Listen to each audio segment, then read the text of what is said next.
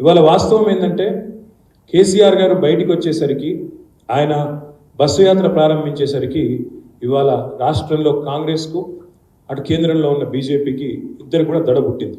ఎందుకంటే రోజు వాళ్ళకి డే టు డే రిపోర్ట్స్ వస్తాయి. స్టేట్లో ఇంటెలిజెన్స్ రిపోర్ట్స్ ఉంటాయి, కేంద్రంలో ఐబీ రిపోర్ట్స్ ఉంటాయి. కేసీఆర్ గారికి ప్రజలు బ్రహ్మరథం పడుతున్నారు. ఆయన సభల్లో వస్తున్న స్పందన, రోడ్ షోలకు వస్తున్న ఉత్సాహపూరితమైన వాతావరణం, ఇదంతా కూడా వాళ్ళకు కంటగింపుగా మారింది.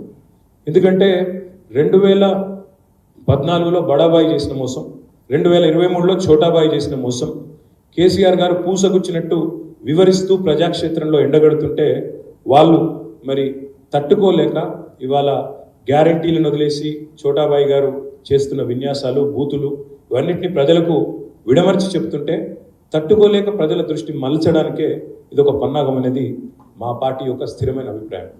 అదేవిధంగా జనస్పందన ఏదైతే కేసీఆర్ గారికి వస్తున్నదో ఇది చూసిన తర్వాత మాత్రం రెండు పార్టీలకు నిద్ర కూడా పట్టడం లేదు. సర్వేలు వస్తున్నాయి కొత్తగా 8 నుంచి 12 సీట్లు గెలిచే అవకాశం బీఆర్ఎస్ పార్టీకి ఉందని.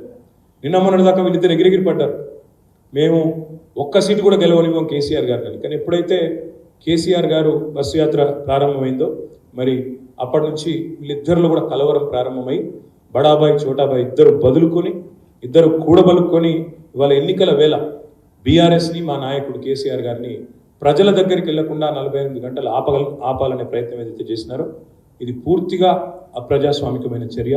ఇది తప్పకుండా రాష్ట్ర ప్రజలు దీనికి ఓటుతోనే జవాబు చెప్తారని నేను అనుకుంటా ఉన్నాను.